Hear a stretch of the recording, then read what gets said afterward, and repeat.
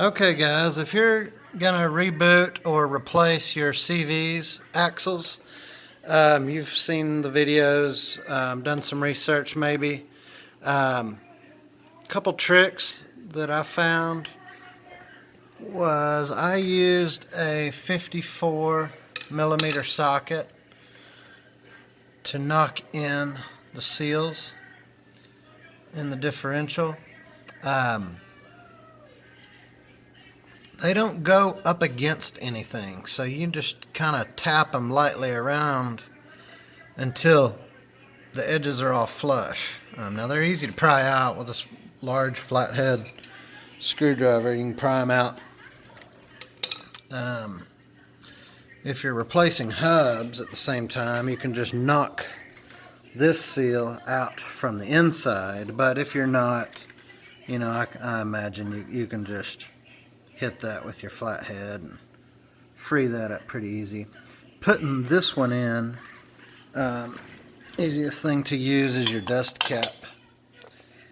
Your dust cap fits right in that seal perfect, and you can pop it into place till it seats.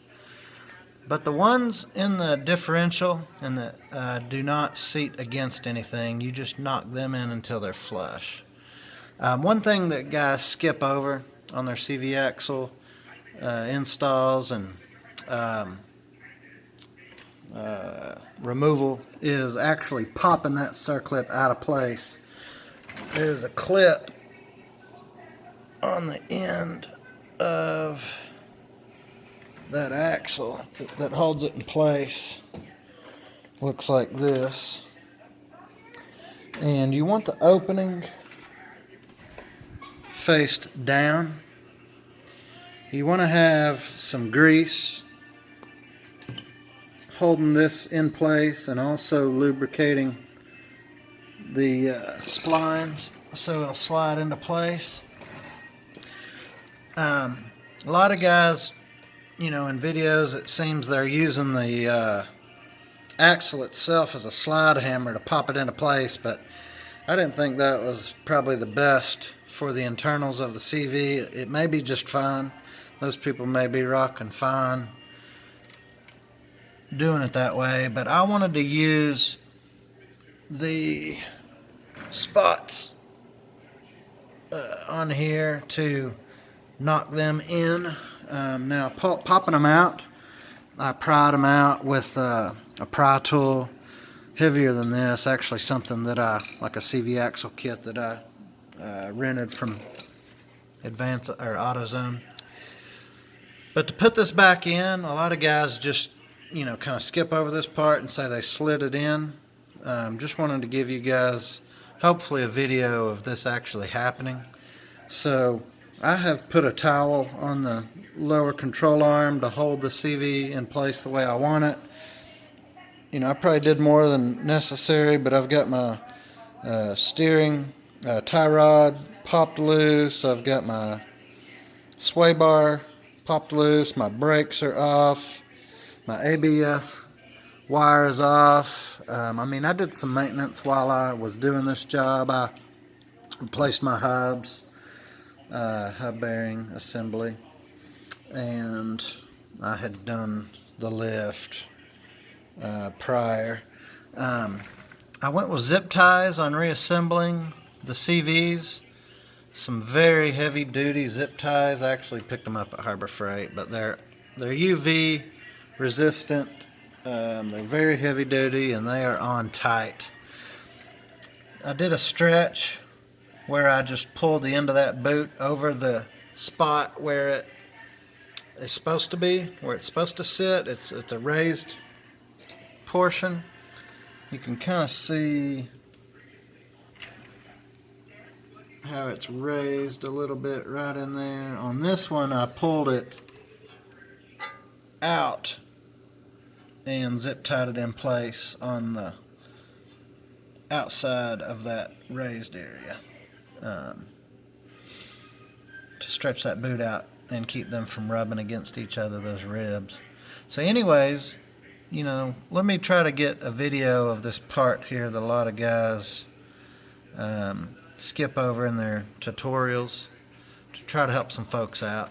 So again, I've got this towel under my axle to kind of position it a little bit.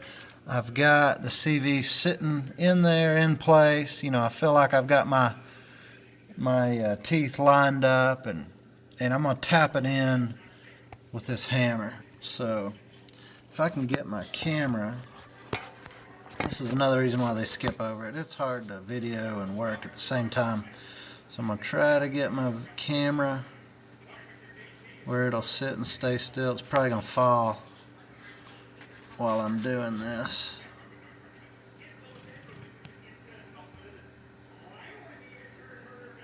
I oriented the CV to where I've got this nub up here at 12 o'clock. I'm going to put my flathead on it, and I'm tapping the other end of this with a hammer. My phone is right there, so it's making it difficult.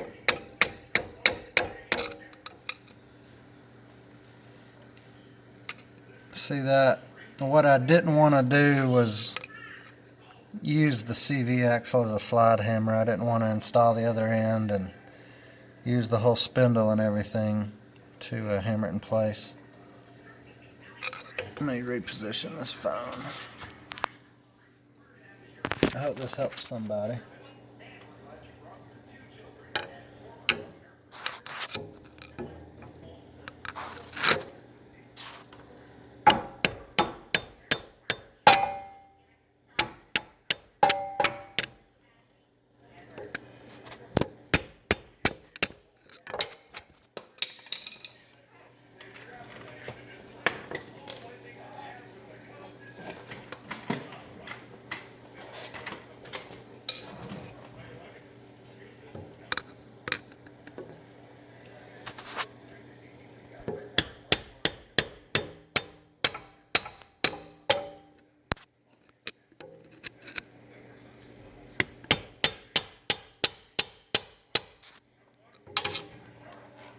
Okay, I believe we're in. So, hope that helps somebody. But again, I just put my big flathead screwdriver on these little suckers right here. Tapped it in that way. All right, you guys have a good evening, afternoon, whatever time of day it is.